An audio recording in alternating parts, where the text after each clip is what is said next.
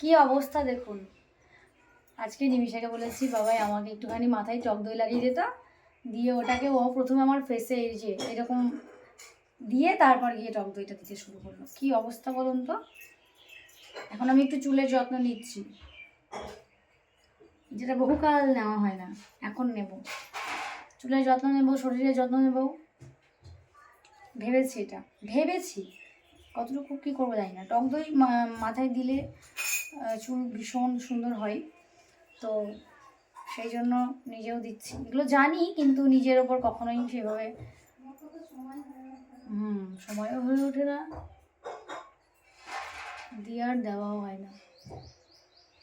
তো আজকে ভেবেছি যে দেবই। আজকে নয়, আমি এখন থেকে ভেবেছি একটুখানি নিজের যত্ন নেব। এর আগেও বলেছি, কিন্তু এবার নেবই।